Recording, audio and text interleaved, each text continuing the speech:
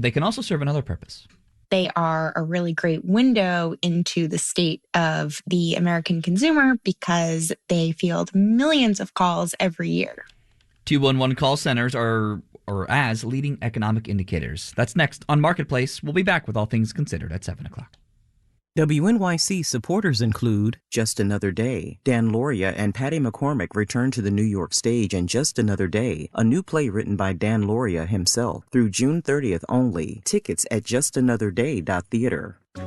If you believe democracy requires a free press, your station is WNYC, 93.9 FM and AM 820, NPR News and the New York Conversation.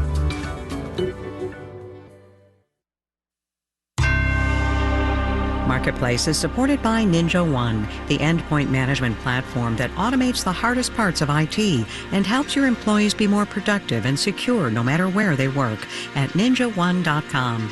Okay, I guess it's a trade war then. From American Public Media, this is Marketplace.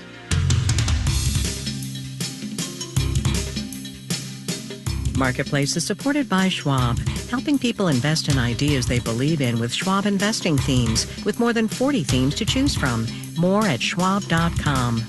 And by Bitwarden, the password manager used by millions for streamlined password management at home and at work.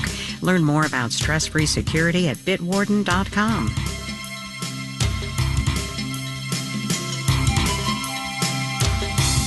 In Los Angeles, I'm Kai Rizdal. It is Tuesday today, the 14th day of May. Good as always to have you along, everybody. There is a certain amount of deja vu all over again to the big economic story of this day, tariffs on China. President Biden this time not only officially backing the Trump-era tariffs on $350 or so billion worth of Chinese imports, but also adding his own on $18 billion worth of Chinese EVs, semiconductors, solar panels, and critical minerals. Now, there is some compare and contrast to be done here because President Trump used a whole lot of the same arguments that the Biden administration used today, that China's trade policies are unfair, that the country is boosting its own growth at the expense of others, that these tariffs are necessary to protect American industry and jobs. Yes, the same, but also not. Here's Marketplace's Justin Ho. The goal of tariffs is to root for the home team. That was true for Trump and now for Biden. Tariffs at a basic level are a disincentive to import. And where do you get stuff if you're not importing? You buy domestically. That's Robert Johnson, an economics professor at the University of Notre Dame. He says President Biden is actually building on what Trump has already done. Meaning that there were about $300 billion worth of tariffs introduced under the Trump administration. Most of those have been left in place after a 4-year review of that policy. But then we have the differences. The Trump administration slapped tariffs on a wide range of goods, using a wide range of justifications, says Mary Lovely at the Peterson Institute for International Economics. Sometimes they were justified as a way to reduce the bilateral trade deficit. At other times, it was retaliation for China's unfair trade practices. Trump also targeted Canada, Europe, and other American allies. But the Biden administration's tariffs on Chinese imports are much more narrowly tailored, specifically at the industries the administration's been trying to promote with other legislation. The work that was done through the Inflation Reduction Act to support a U.S. electric vehicle manufacturing, batteries, critical minerals. Biden's tariffs might be more targeted, but they're also a lot higher. Rachel Brewster, a professor at Duke Law School, says the Trump administration set tariffs in the 10 to 25% range. What they were trying to do is say to the Chinese government, we're flexing our muscles, we're hurting you, and so you need to talk to us. But the Biden administration has raised certain tariffs by a lot more. Semiconductors and solar cells will face a tariff of 50%. Electric vehicles, 100%. Once you've hit 100%, you can make the tariff 1,000%, 10,000%, 1,000,000%. It's like no goods are getting in. Brewster says a tariff that high is effectively a ban on Chinese EVs. I'm Justin Ho for Marketplace. $18 billion is not, in the grand scheme of the bilateral Sino-American economic relationship, a whole lot. But $1 billion here and $1 billion there, and pretty soon you're talking real money. Marketplace's Samantha Fields has the consumer trickle-down angle. One of the first things that happens when tariffs increase is that costs go up for business owners. Erica York at the Tax Foundation says that's because they either have to pay the tariff on that input or they have to source it elsewhere, and it's going to likely be higher priced elsewhere. Whether they get it from a manufacturer here in the U.S. or from another country. Then what we see happen down the line is that as businesses grapple with those higher costs, a good chunk of it gets passed on to the consumer. With these new tariffs, Adam Hirsch at the Economic Policy Institute says the impact for consumers is likely to be minor. These tariffs that have been announced are only going to cover roughly 4% of imports from China. Still, Dana Peterson at the Conference Board says these tariffs are affecting products that go into making lots of different things. Batteries and computer chips go into just about everything that consumers are purchasing, from cars to cell phones. So you could see some upward pressure on prices in the margin. And right now, when the Fed is still trying to bring inflation down, tenths of a percentage point matter. So it's just another thing that's going to put upward pressure on inflation. In addition to that, as Justin was telling us earlier, that 100% tariff on Chinese-made electric cars could effectively keep them out of the U.S. market. And while that won't necessarily raise prices, Howard Gleckman at the Urban Brookings Tax Policy Center says it will prevent competition that might have brought EV prices down. If you want to get consumers to buy electric vehicles, which the president clearly wants to do, one way to do it is to keep the price low. China makes cheap EVs, but Gleckman says the administration's concern is that allowing them in would hurt U.S. manufacturers, even if it might help U.S. consumers. The president has these dual goals. One goal is to fight climate change, and the other is to encourage American manufacturing. And he says to some degree, those things are in conflict. I'm Samantha Fields for Marketplace. Not to be lost in the economics of all the geopolitics today was a new reading on inflation back here in the form of the Producer Price Index, up 0.5% month on month were prices at the wholesale level, more than everybody had been guessing and hoping, including one Jerome Powell, speaking today at a conference in Amsterdam. We did not expect this to be a smooth road, but these were higher than I think anybody expected. 2.2% for the 12 months just ended for the PPI. Consumer prices tomorrow. Wall Street today, moderately pleased with things, I'd say. We'll have the details when we do the numbers.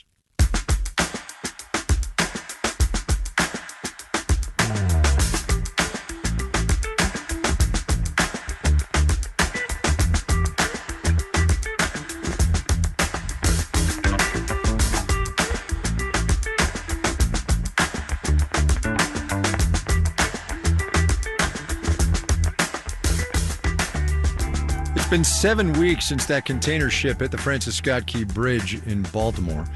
More than 1,000 workers from both private and public sectors, from the Coast Guard, the Navy, the Army Corps of Engineers, divers and crane operators from civilian salvage companies too. They've all been working on the recovery and salvage operations around the clock, no matter the weather, getting to and from work by small boat. Marketplace's Stephanie Hughes took a look at what's going on there. From a distance, the wreckage of the Key Bridge looks like a heap of Tinker toys some kids spilled on the floor. Coming up! But from a Coast Guard boat that's doing a loop around the debris, the sheer size of it is overwhelming.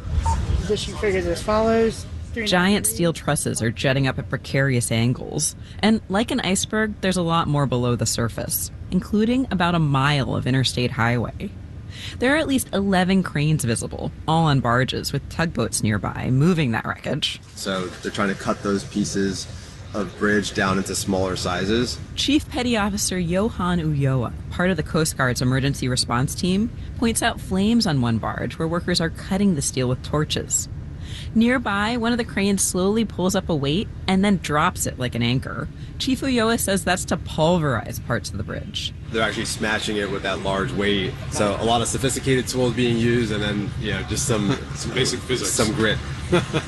Ulloa is talking with Senior Chief John Stefanos, who's also in the Coast Guard. He points out another crane with a giant claw that drops into the water. Like an arcade claw game, it's going to reach down in, and based on what they're pulling up, also based on sonar scans of the bottom, they'll know which tool, which claw to put on the end, and kind of roughly where to grab at. All this is being planned at what's usually the Maryland Cruise Terminal. It's been taken over as the incident command post. Keybridge Response Information Center, this is Enoch Bang speaking. This means there's signs that say missing luggage next to giant diagrams of the Key Bridge. Colonel S.D. Pinchason is commander of the Baltimore District of the U.S. Army Corps of Engineers, which is clearing the waterway. She says the work changes as they cut and move different parts of the bridge. It's Jenga meets pickup sticks, which meets slinky rubber band. Because, she says, there's stored energy inside those giant bridge pieces. So if you were to imagine holding a spring really tight, and then you're pulling it apart, and then you cut it, you're going to have a reaction. It's going to snap back. You have that on massive steel members. To manage that snapback takes know-how from structural engineers and crane operators. It looks so graceful. They're just picking stuff up out of the water. There's a lot to it. They can literally feel how the load is reacting. That's where the planning comes in, says another leader of the salvage operation, Captain David O'Connell of the Coast Guard. They go to the engineers and say, is this going to work? The engineers say, yes, we think that's going to work, and then they do it, and hopefully it all works out.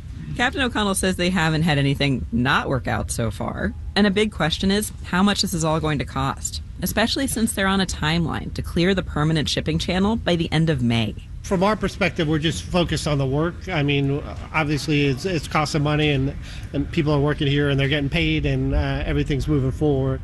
Captain O'Connell says there's no model for dealing with this exact kind of disaster.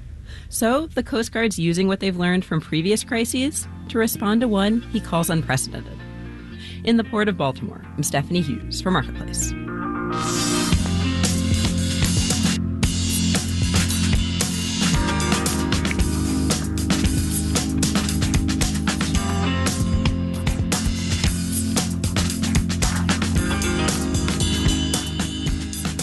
Getting off fossil fuels is going to be complicated. Setting aside the challenge of scaling up renewables and green sources and the politics of same, there is the, it turns out, not so simple issue of getting electricity from where it's generated to where it's used at acceptable cost and at high reliability. One of the things we're going to need to do to be able to do that is build more long-distance power lines. This week, federal regulators put out a new rule that should help. It requires power grid operators to account for more wind and solar sources while they're making infrastructure plans far into the future. Marketplace's Daniel Ackerman has more on that one. Some people line up to see Taylor Swift, but Rob Gramlich, president of the energy consultant Grid Strategies, lines up for meetings of the Federal Energy Regulatory Commission.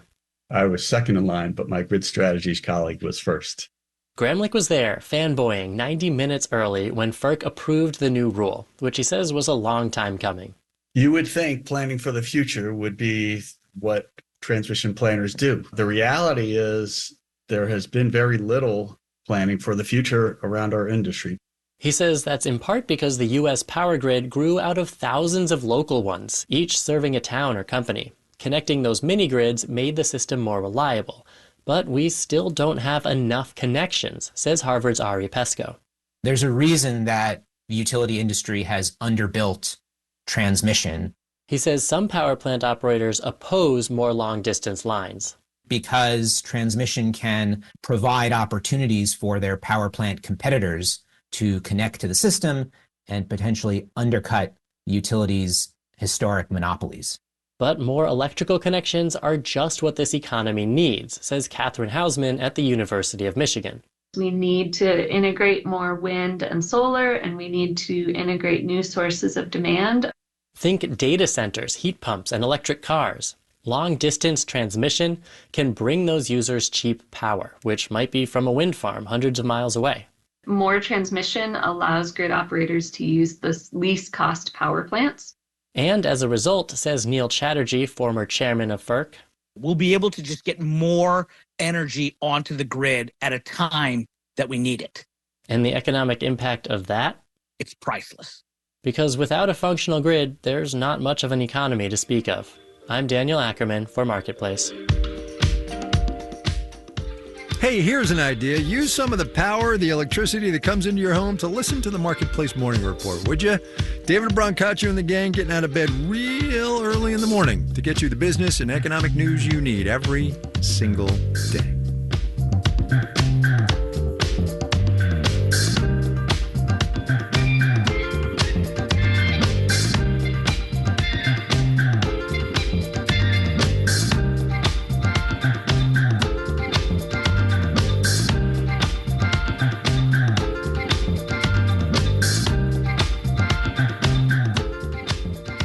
Coming up.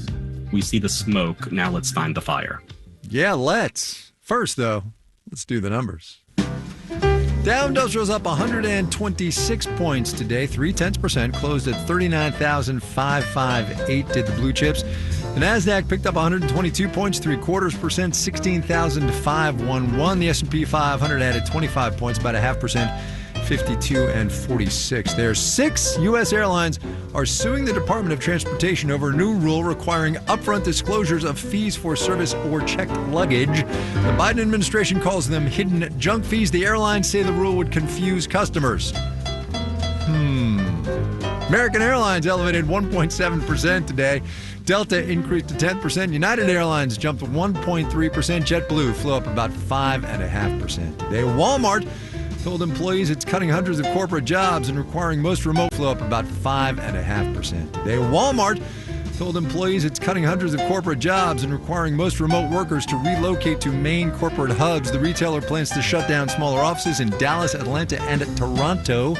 Walmart shares dipped 0.9%. Home Depot posted quarterly earnings that were not great, but, not terrible either. Shares reacted accordingly, down 0.1%. Bonds up, yield on the 10-year T-note down to 4.44%. Customers would be confused. You're listening to Marketplace. Marketplace is supported by Twilio Segment. Segment helps every team access good data that's real-time, clean, and accurate. The result is relevant customer experiences that drive real revenue. Learn more at segment.com. And by Ascensus, who's dedicated to helping people dream bigger, aim higher, and save more for retirement. More information is available at ascensus.com.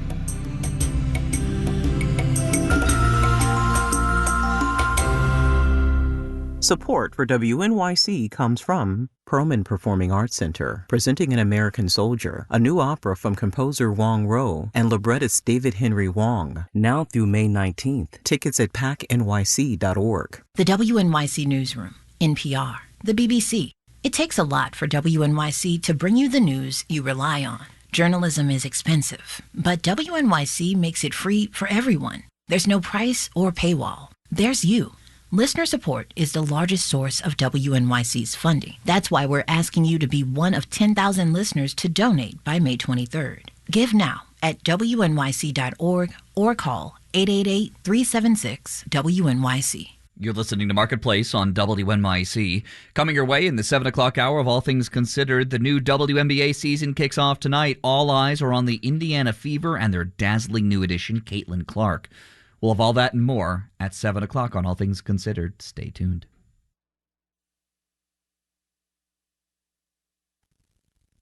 This is Marketplace. I'm Kai Ryssdal. The Producer Price Index that came out this morning is one kind of economic indicator, official government statistics. Private company data is another one. Credit card use, for instance, we get that from Visa and the gang all the time. And there's more anecdotal data, too, which can also shed some economic light. 211 call centers fall right into that bucket. United Way operates about half of all of those helplines, and their data reveals some truths about how people are getting by and not getting by as well. Rachel Wolf wrote about it the other day in the Wall Street Journal. Welcome to the program. Thanks so much for having me. For those who perhaps aren't familiar, what are 211 call centers? 211 call centers are located across the country, and they field calls about all manner of different things. Really, they're an emergency helpline. Often people are calling in needing help paying their bills. Some of them also are suicide prevention lines. So they are a really great window into the state of the American consumer because they field millions of calls every year. Right. So, and that's the gist of this piece. So let's dig into that a little bit. They are kind of a leading indicator. They knew that baby formula was going to be an issue because before everybody else knew, because people were calling in looking for baby formula, right? Exactly. They knew families were defaulting on their mortgages before the subprime collapse because people were calling in saying that they were having trouble paying their mortgages. So they are these really savvy economic trend predictors because they just spend all day talking to people about the issues that they're facing. And right now, they're raising the alarm bell that there are way more families living in poverty or something very close to it than the federal poverty line suggests. Right. So let's go deeper there, right? And there's an acronym that these folks use. It's ALICE, and I've got it written in front of me, but I'm hoping you can explain what it means and why it matters.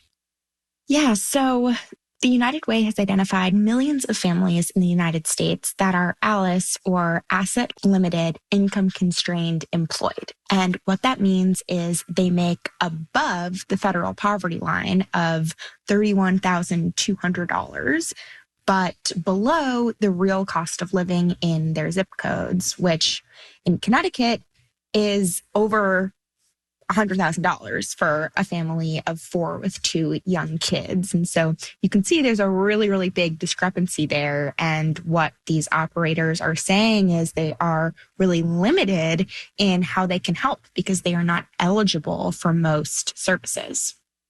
So where does the fault lie? Because we hear all the time about the federal poverty line and how that's the measure, and clearly that's not true. What's the disconnect between the federal poverty line and people actually trying to get by in there every day? You know, it's really interesting. So the federal poverty line came about under Lyndon B. Johnson's War on Poverty. And it basically assumes that families spend a third of their income on food. It does not account for the fact that really families spend most of their income on housing. There is just all of this evidence that the federal poverty line does a bad job telling us who is actually living in poverty. And so there have been some efforts to address that. ALICE is one of them. Mm-hmm. There is a bill proposed by a group of Democratic Congress people to adjust the federal poverty line and have it reflect more of the real cost of living, but it hasn't gotten a vote. Not to get too terribly political here, but this is the disconnect in this society, right? The headline numbers in this economy are by and large very good, right? The labor market is strong. The economy, while growing more slowly now, is still growing. And yet, because price levels are elevated and have been for some time now, people are not feeling it. That's what this data reflects. Exactly. And even though the economy is really strong by many measures, consumers are much more unhappy on the whole than economists would expect them to be. I think that this is one reason why, that there are way more families than we realize that are not getting by, even though they're not counted in that federal poverty number. Right. Rachel Wolf at the Wall Street Journal. Rachel, thanks a lot. I appreciate your time and your reporting. Thanks so much for having me.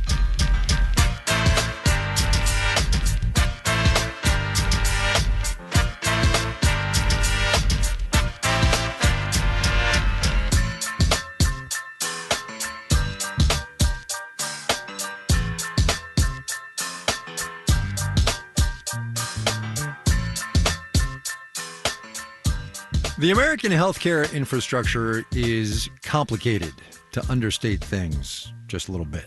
How we get our care is complicated. HMOs, preferred providers, all that. How we get our care paid for is complicated. Insurance through work or ACA exchanges.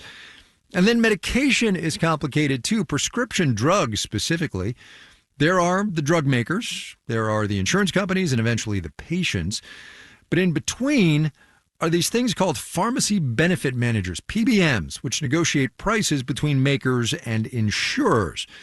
Just 3 of those PBMs represent almost 80% of all insured patients in this economy. They've been around since the 1960s, but in the past few decades, they have expanded into every part of the pharmaceutical supply chain, save one. They haven't actually been making the drugs. But now the biggest PBM, CVS, has decided it's gonna. Oregon Public Broadcasting's Lillian Karabek has the story. If you filled a prescription in the past decade, you're probably familiar with at least one pharmacy benefit manager. The big 3 PBMs are Express Scripts, CVS Caremark, and OptumRx. PBMs take care of the paperwork and negotiation for prescription drug claims. They cut deals with drug makers, and they work out how much insurers pay for patient prescriptions. Often, they also operate their own pharmacies. And now regulators are taking a hard look at PBMs. There clearly is something that is not working in our pharmaceutical marketplace. That's Rahul Rao, a deputy director at the Federal Trade Commission. We see the smoke, now let's find the fire. And the FTC thinks the fire might be PBMs. They invited the public to submit complaints. I think we received over 24,000 comments from doctors and independent pharmacists and patients just talking about the struggles that they feel on a day-to-day basis. One common complaint, pharmaceutical mergers creating mega companies. The PBM and pharmacy market is not a normal or healthy functioning market, and it is so consolidated with so few players. For example, you probably know CVS as a brick-and-mortar pharmacy chain with extremely long receipts. But it also owns the third largest health insurer, Aetna, and the largest PBM, CVS Caremark. These mergers are everywhere in pharma. The FTC worries that they hurt healthy competition. Critics say PBMs already benefit from higher drug prices. And now CVS is making its own drugs, as Cordavis, which is a wholly owned subsidiary of CVS Health. That's Sri Chagatero, CVS's chief medical officer. The focus is on biosimilar medications, generics for expensive specialty drugs. By 2030, there is a $100 billion opportunity in biosimilars. It's starting by making Hyrimoz, a biosimilar for Humira, which treats autoimmune disorders. Once Humira's U.S. patents expired, CVS swooped in with Hyrimoz. In the 3 weeks after it hit the market, Chagatero says that 93% of CVS prescriptions were filled with a new biosimilar. That shows the power of CVS's market saturation. It pushed Hyrimoz through every arm of its business. CVS points out that Hyrimoz is 81% cheaper. Chagatero says that's saving their insurers a lot of money. $140 million in gross savings on their drug benefit spend. But is there an inherent conflict of interest in having the same company that negotiates with the drug manufacturer be the drug manufacturer? Chagatero doesn't think so. Our commitment is to our clients and to the patients and members that they serve to lower drug pricing. Not everyone agrees. It's very intuitive that there is a conflict of interest because you are essentially negotiating with yourself. Niraj Sood is a healthcare economist at the University of Southern California. He studied what PBM consolidation does to prices and says while it helps cut drug prices short term, I think in the long run, what's going to happen is it's going to erode competition in the biosimilar market. And he says less competition could bring drug costs right back up. I'm Lillian Kerbake for Marketplace.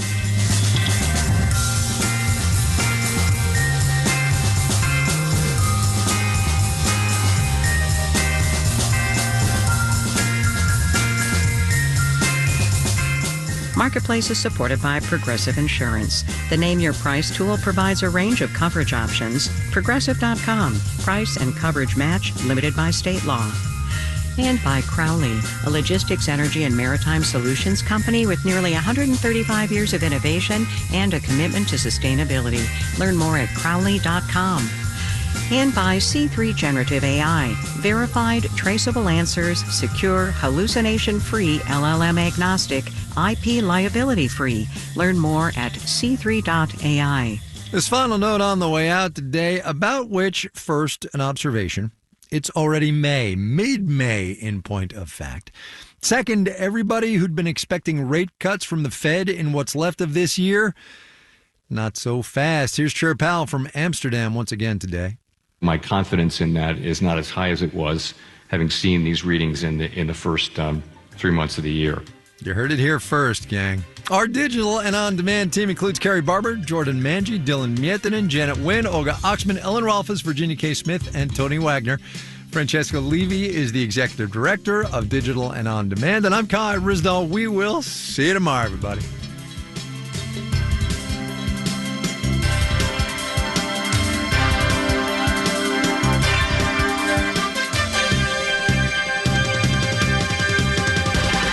This is APM.